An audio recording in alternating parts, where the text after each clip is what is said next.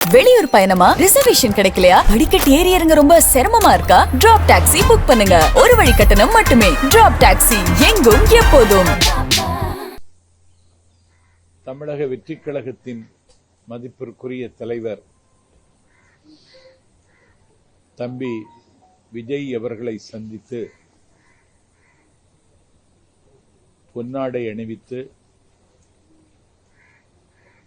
நீயும் முதல்வராகலாம் என்கிற புத்தகத்தை கொடுத்து தாவேக்காவில் இன்று என்னை நான் இணைத்துக் கொண்டேன். 6 ஆண்டு காலம் எந்த அரசியல் கட்சியிலும் என்னை இணைத்துக் கொள்ளாமல் திராவிட இயக்கத்தின் சொற்பொழிவாளர் என்று சொல்லி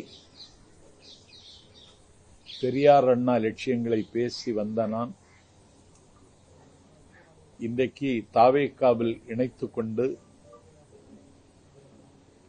நாடு முழுக்க தாவேக்காவினுடைய ஒரு பிரச்சாரகனாக பவனி வர தம்பி விஜய் என்னை அனுமதித்திருக்கிறார். என்னை பார்த்த நிமிடத்தில் நான் உங்கள் ஃபேன் என்று சொல்லி அவர் சொன்ன நிமிடத்தில் நான் மெய்சிலிர்த்து போனேன். இப்படி ஒரு அங்கீகாரத்தை தம்பி தருவார் என்று நான் எதிர்பார்க்கவில்லை. டெல்லி சுப்ரீம் கோர்ட் கரூர் துயரத்திற்கு சிபிஐ என்கொயரி என்று உத்தரவு போட்ட அன்று குமுதம் இணையதளத்திற்கு அலைபேசி வாயிலாக இது தாவேக்காவிற்கு கிடைத்த வெற்றி, கையெறு நிலையில் கைவிடப்பட்டு கை பிசைந்து கண்ணீரோடும் கவலையோடும் இருக்கின்ற தாவேக்கா அடுத்த அடியை எப்படி எடுத்து வைப்பது என்று யோசித்துக் கொண்டிருக்கிற நிலையில் உச்சநீதிமன்றம் தாவேக்காவுக்கு ஒரு புதிய வாசலை திறந்து வைத்திருக்கிறது என்று நான் குமுதம் தமிழுக்கு சொன்னேன். அந்த நிமிடத்திலிருந்து அறிவாலயத்திலிருந்து எனக்கு காது கொடுத்து கேட்க முடியாத அளவிற்கு வசை சொற்களால் என்னை வசை மாறி பொழிந்தார்கள். தொடர்ந்து 5 நாட்கள் தஞ்சை மாவட்டத்தில் சுற்றுப்பயணத்திற்கு ஒத்துக்கொண்டிருந்தேன். அந்த நிகழ்ச்சியை ரத்து செய்தார்கள். 7-8 அறிவுத்திருவிழா என்கிற பெயரில் வள்ளுவர் கோட்டத்தில் காலத்தின் நிறம் கருப்பு சிவப்பு என்ற நூலை வெளியீட்டு விழாவும் 44 சொற்பொழிவாளர்கள் கலந்து கொண்ட 10 அமர்வும் வள்ளுவர் கோட்டத்தில் நடந்தது. ஒரு சொற்பொழிவாளரை தேர்ந்தெடுக்க வேண்டுமென்றாலும் முதல் இடத்தில் நிற்கிற தகுதியில் இருப்பவன் இந்த எளியவன் நாஞ்சில் சம்பத். என்னை திட்டமிட்டு நிராகரித்தார்கள். அதற்கு பிறகு தம்பி உதயநிதியினுடைய பிறந்த நாளை கொண்டாடுவதற்கு ஒரு திங்களுக்கு முன்னாலே என்னிடத்தில் தேதி பெற்றிருந்தார் வடசென்னை கிழக்கு மாவட்ட கழகத்தின் செயலாளர், வானமளவு வாஞ்சி என் மீது பொழிகின்ற அறநிலையத்துறை அமைச்சர் சேகர்பாபு. அந்த நிகழ்வில் கடந்த 28ஆம் தேதி கொரட்டூரில் வந்து நான் பேசினேன். அந்த நிகழ்வில் அண்ணன் ஜெகத் ரட்சகன், இயக்குனர் கரு பழனியப்பன், திராவிடர் கழகத்தினுடைய துணை பொதுச் செயலர் மதிவதினி ஆகியோர் கலந்து கொண்டார்கள். அந்த நிகழ்விலேயே கரு பழனியப்பன் என்னை நக்கல் செய்தார், நையாண்டி புரிந்தார். அதற்கு 5 நாளைக்கு முன்னால் திராவிட இயக்க தமிழர் பேரவை தலைவர், நான் பெரிதும் மதிக்கின்ற அண்ணன் பேராசிரியர் சுபவி, திமுக மேடையிலேயே என்னை குறைத்து பேசினார். நான் மனதளவில் உடைந்து போனேன். ஏன் இப்படி வசைப்படுகிறார்கள்? நான் அவர்களிடத்தில் ஒன்றும் கேட்கவில்லை. கேட்டாலும் ஒரு சைக்கிள் கூட தரமாட்டார். எந்த பரிந்துரைக்கும் நான் அவர்களிடத்திலே போய் நிற்பதும் இல்லை. ஏதோ 4 கூட்டங்கள் பேசி என்னுடைய நாட்களை நகர்த்தலாம் என்று பார்த்தால் என்னுடைய வயிற்றில் அடிப்பது மாதிரி என்னுடைய நிகழ்ச்சிகளை ரத்து செய்தது எனக்கு மிகுந்த வலியை தந்தது. தந்தி டிவி மக்கள் மன்றத்தில் விஜய் சரியான திசையில் பயணிக்கிறாரா என்றொரு தலைப்பில் பேசுவதற்கு என்னை அழைத்த பொழுது விஜய் சரியான திசையில் பயணிக்கிறார் என்று மக்கள் மன்றத்தில் நான் உரையாற்றினேன். அந்த நாளிலிருந்து எனக்கு நெருக்கடியும் வசையும் மிரட்டலும் அதிகமாகவே வந்து கொண்டிருந்தது. இதை நாடு பார்த்து கொண்டிருக்கிறது. எனக்கு யார் மீதும் கோபமில்லை, யார் மீதும் எனக்கு வருத்தமில்லை. சங்க இலக்கியத்தில் புறநானூற்றில் ஒரு பாட்டு, ஒரு தெப்பம் எந்த திசைக்கு போக வேண்டும் என்பதை தெப்பம் தீர்மானிக்க முடியாது, தண்ணீர் தான் தீர்மானிக்கும். நீர் வழிப்படும் புனை போல் ஆரியூர் முறை வழிப்படும் என்பது சங்க இலக்கிய பாட்டு, கணியன் பூங்குன்றன் எழுதிய பாட்டு. நான் ஒரு தெப்பம் தான். என்னுடைய திசையை தீர்மானிப்பது தண்ணீர். இன்றைக்கு என்னுடைய திசையை தமிழக வெற்றிக் கழகத்தின் தலைவர் தம்பி விஜய் தீர்மானித்திருக்கிறார். நான் தாவைக்காவில் என்னை இணைத்துக் கொண்டேன். ஒரு உற்சாகமான மனநிலையில் இருக்கிறேன். கடந்த காலத்தில் ஏற்பட்ட கசப்புகள், காயங்களிலிருந்து விடுபட்டவனாக என்னை உணர்கிறேன். இன்று தம்பி விஜயை சந்தித்த பொன் வேளையிலிருந்து புதிதாய் பிறந்ததை போல எண்ணி நான் பூரிக்கிறேன். திராவிட சித்தாந்தம் இல்லாத ஒரு புதிய கட்சி, அதுல நீங்க உங்களுடைய பயணம் எப்படி இருக்கு போது நினைக்கிறீங்க? திராவிட இயக்க சித்தாந்தம்னா வழிகாட்டும் தலைவர்கள் அவர் பெரியாரைத்தான் முன்னிறுத்துகிறார்.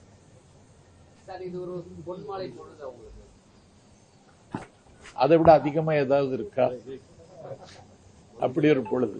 ஏன்னா அவர் பெரியாரைத்தான் முன்னிறுத்துகிறார். பெரியாருக்கு காவி உடுத்தி, காவி சாயம் பூசி, பெரியாரை பேசக்கூடாது என்று சங்கிகள் அரசியல் அதிகாரத்தோடு தமிழ்நாட்டில் அழிச்சாட்டியம் செய்கிற காலத்தில் புதிதாக தொடங்கிய ஒரு அமைப்பிற்கு வழிகாட்டும் தலைவர், கொள்கை தலைவர் என்று பெரியாரை தம்பி விஜய் முன்னிறுத்தினார்.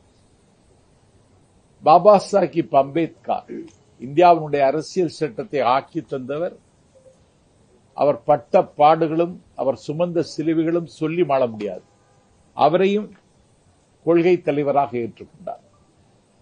அதை தாண்டி எனக்கு ரொம்ப மகிழ்ச்சி, பெருந்தலைவர் காமராஜர் அவர்களை குலக்கல்வி திட்டத்தை சக்கரவர்த்தி ராஜகோபாலாச்சாரி கொண்டு வந்த பொழுது 6000 பள்ளிகளை அன்னை தமிழகத்தில் திறந்து 9 ஆண்டு காலம் இந்தியாவின் விடுதலைக்காக சிறையிருந்து 9 ஆண்டு காலம் தமிழ்நாட்டின் முதலமைச்சராக இருந்து த காமராஜ் பிளான், நேரு ஒப்புக்கொண்ட அந்த பிளானை தந்த, இந்தியாவில் 2 பிரதமர்களை தீர்மானித்த கிங் மேக்கர் காமராஜரையும் கொள்கை தலைவராக ஏற்றுக்கொண்டார்.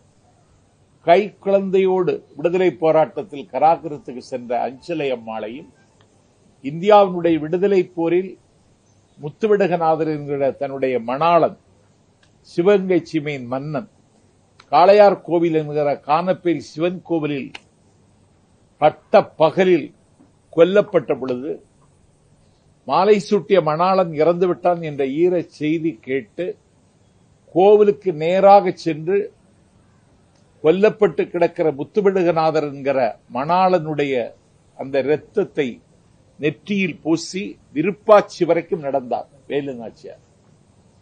அன்றைக்கு ஹைதர் அலி 4000 போர் வீரர்களை கொடுத்து விருப்பாட்சியிலிருந்து சிவகங்கை வந்து வெள்ளை ஏகாதிபத்தியத்தினுடைய 6 கால்களை வெட்டி சாய்த்து சிவகங்கை மீட்ட வேலு நாச்சியாரையும் அவர் கொள்கை தலைவராக ஏற்றுக்கொண்டிருக்கிறார். இப்பொழுது அவர் பிரச்சாரம் என்று சொல்லி வீதிக்கு வருகிற பொழுது 1967 நிலத்திமிங்கலங்கள், பண்ணை பிரபுக்கள், ஆலையரசர்கள் கையில் இருந்த காங்கிரஸ் ஆட்சிக்கு முடிவு எழுதிய அறிஞர் அண்ணாவையும் 1977 ஆட்சி மாற்றத்திற்கு அகரம் எழுதிய மக்கள் திலகம் எம்ஜிஆரையும் அவர் அடையாளப்படுத்துகிறார். ஆகவே தமிழ்நாட்டில் என்னை பொறுத்தவரையில் பேசுவதற்கு நிறைய செய்திகள் இருக்கிறது. இனிமேல் பரபரப்பாக இருக்கு. விஜய் என்ன செய்வார் என்ற நம்பிக்கையில நீங்க திராவிட மேடைகளில் உங்களுக்கு ஏற்பட்ட புறக்கணிப்பு, அவமதிப்பு தான் காரணமா, இல்ல விஜயை பத்தி நீங்க பேசுறது பிற்பாடு இந்த அவமதிப்பு ஏற்படுது? நான் 6 வருஷம் எந்த கட்சியிலையும் சேராம தான் இங்க வந்து தம்பி 6 வருஷம் நான் எந்த கட்சியிலும் சேராம தான் இங்க வந்த போதும்னு நினைச்சேன். ஏதோ 4 கூட்டங்கள் நான் ஒரு ஒரு தமிழ்நாட்டினுடைய தலை சிறந்த சொற்பொழிவாளர்களை வரிசைப்படுத்தினா நான் அதுல முதலிடத்தில் இருக்கிறேன். நான் இயங்க வேண்டும். என்னை முடக்கி வைத்திருக்கிறார்கள். இன்றைக்கு இயங்குவதற்கான வாய்ப்பை தம்பி விஜய் தந்திருக்கிறார். மதிமுக தேமுதிக வந்து திராவிட பெயர்கள் இருந்த கட்சியிலே பயணிச்சுட்டு வந்தீங்க. தேமுதிக பயணிகளையே ஆதரவு தெரிவிச்சு இல்லையே. மதிமுக சரி அதிமுக சொல்லிட்டு திராவிட கட்சியின் பெயர் உள்ளதே பயணிச்சுட்டு வந்தீங்க. திராவிடம் இல்லாத ஒரு கட்சியில வந்து இணைஞ்சிருக்கீங்க. எப்படி பாக்கணும்? திராவிடம் இல்லைன்னு யாரு சொன்னா உங்கள்ட்ட? பெயர்ல இல்ல, பேர்ல இல்ல, தமிழகம் இருக்குல்ல, அது போதும். எப்படி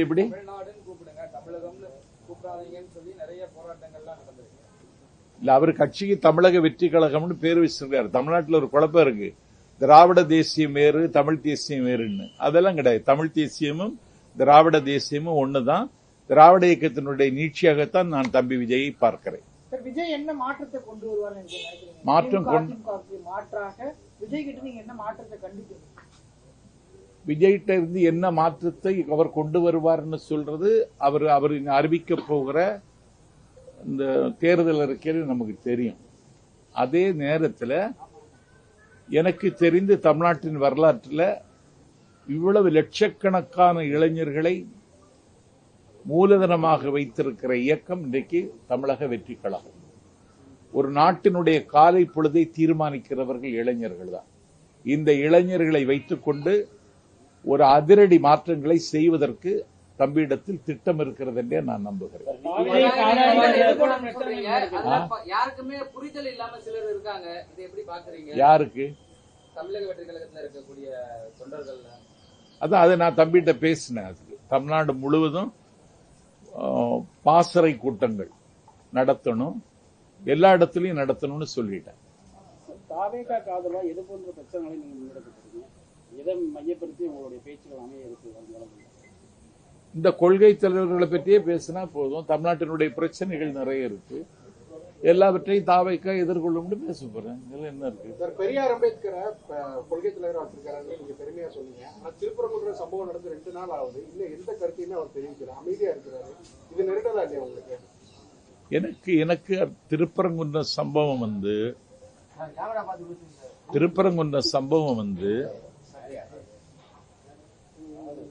ஏன் விஜய் பேசலன்னு நான் அவர்கிட்ட கேட்கல. ஆனா பேசாமல் அவர் இருப்பது ஒரு வகையில் நல்லது. ஏன்னா திருப்பரங்குன்றம் சம்பவத்தை வைத்து குன்றம் எங்களுக்கு, குமரன் எங்களுக்கு என்று சொல்லுகிறவர்கள் ஒரு கலவர அரசியலுக்கு கைகால் முளைக்க முடியுமா என்று யோசிக்கிறார்கள். இதுல ஒரு தரப்புக்கு ஆதரவாகவோ ஒரு தரப்புக்கு எதிராகவோ கருத்து சொல்லாமல் இருப்பது விஜய் பொறுத்தவரையில் அவருக்கு நல்லது.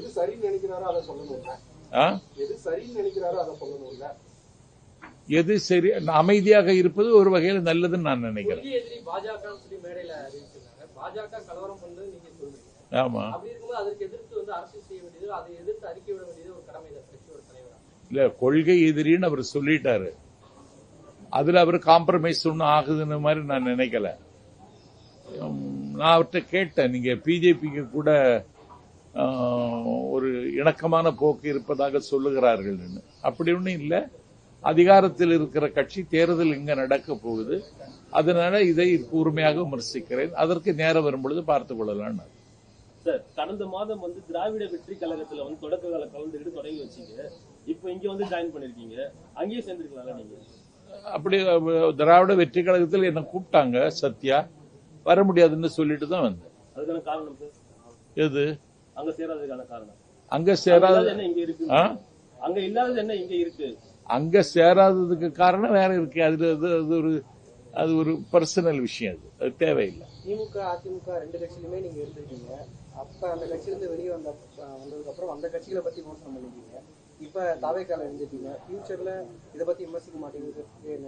எதை பற்றி விமர்சிக்க மாட்டேன்? தாவேக்கால ஒரு காலத்துல இருந்து வெளியேறின பிறகு இந்த கட்சியும் தாவேக்கால இருந்து வெளியேற சொல்றீங்களா?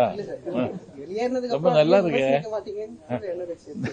விமர்சனங்கள் வைக்கப்படுது தொடர்ந்து. திமுக மதிமுக அதிமுக அப்படி இருக்கும்போது இந்த விமர்சனங்களை எப்படி பாக்குறீங்க? நான் திமுகவாகவே பிறந்தவன். என்னுடைய பேர் சம்பத், என்னுடைய அண்ணன் பேர் கருணாநிதி, என்னுடைய தம்பியின் பேர் ஸ்டாலின். நான் பயின்ற தென் திருவிதார் இந்து கல்லூரியில் மாணவர் திமுகவை தொடங்கியவன். குமரி மாவட்ட திமுக வரலாறு என்று பப்ளிக் ப்ராசிக்யூட்டர் தோப்பூர் சுப்பிரமணி எழுதிய புத்தகத்தில் எனக்கென்று சில பக்கங்கள் இருக்கிறது. மலையாளம் பேசுகிற குமரி மாவட்டத்தினுடைய மேற்கு பகுதியில் நிறைய கூட்டங்கள் நான் பேசியவன். 300 கூட்டங்கள் குமரி மாவட்டத்தில் மட்டும் பேசியிருக்கேன். திமுகவிலேயே தான் ஆயுள் முழுவதும் பணியாற்ற வேண்டும்னு நினைச்சேன். அண்ணன் வைகோவினுடைய இருப்புக்கு ஆபத்து வந்த நேரத்தில் நான் திமுகவிலிருந்து அவங்க என்ன வெளியேற்றல, நானாகவே வெளியேறினேன். அண்ணன் வைகோவின் தலைமையேற்று 19 ஆண்டு காலம் பணியாற்றினேன். என்னுடைய இருப்பை அவர் செறித்துக் கொள்ளவில்லை. அப்போது நான் வெளியேறினேன். அண்ணா திராவிட முன்னேற்ற கழகம் எனக்கு ஒரு அடைக்கலம் தந்தது. ஏன்னா எனக்கு கொலை செய்கிற அளவுக்கு சில திட்டம் போட்டார்கள். அந்த அம்மாவிடத்தில் நான் போய் சேர்ந்தேன். அதற்கு பிறகு அவருடைய மறைவிற்கு பிறகு எடப்பாடி தலைமையை நான் ஏற்றுக்கொள்ள விரும்பல. சசிகலா அம்மா கூட பயணிக்கலாம்னு நினைச்சேன். அதுக்கு முன்ன அவங்க செயலுக்கு போனாங்க. டிடிவி தினகரனுக்கு கூட கொஞ்ச நாள் பயணிச்சேன். அவர் திடீர்னு அம்மா மக்கள் முன்னேற்ற கழகம்னு என்னமோ சொன்னாரு. அண்ணாவும் இல்லை திராவிடமும் இல்லைன்னு வெளியேறும், வேற ஒண்ணும் இல்லை.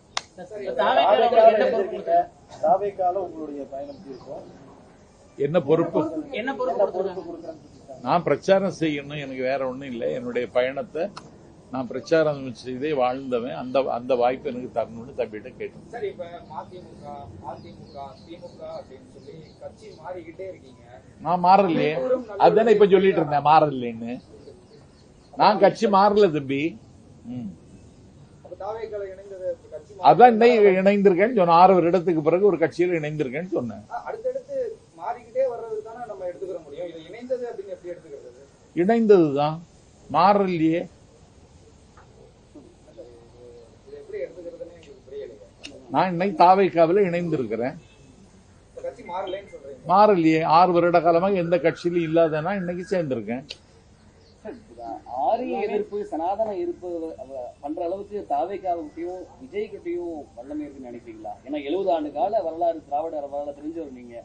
புதுசா ஒரு கட்சி தொடங்கிய ஒரு நடிகர் விஜய், அவருக்கு வந்துட்டு பாஜக மாதிரி ஒரு சனாதன எதிர்ப்பு மாதிரி சித்தாந்தங்கள்லாம் எதிர்க்கு நினைக்கிறீங்களா? எனக்கு தெரிஞ்சு ஒரே நேரத்தில் 2 பவர் செக்டர், ஸ்டேட் அண்ட் சென்ட்ரல அவர் கேள்வி கேட்கிறார்.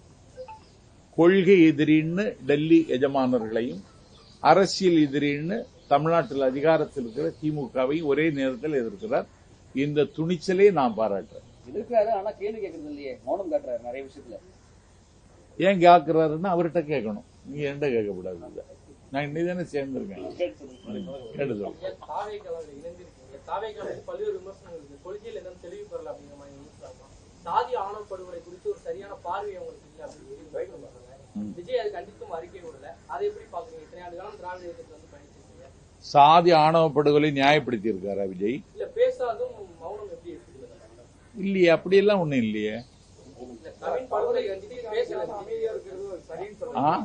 தவறை சுட்டி காமிக்காம அமைதியா இருக்கிறத சரின்னு எப்படி சொல்லலாம்? எப்படி எடுத்துக்கலாம்? தவறு அவரு சுட்டி காட்டணும்னு தான் சொல்றேன். சுட்டி காமிக்கல கடந்த காலங்கள்ல, அதை எப்படி பாக்குறீங்க?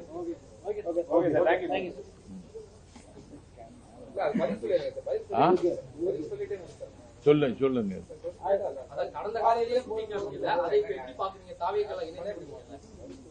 தாவேக்காவில நான் இன்னைக்கு தான் இணைந்திருக்கேன். முதல் இரவே இன்னும் வரல. அதுக்கு முன்ன இப்படி எல்லாம் கேள்வி கேட்காதீங்க.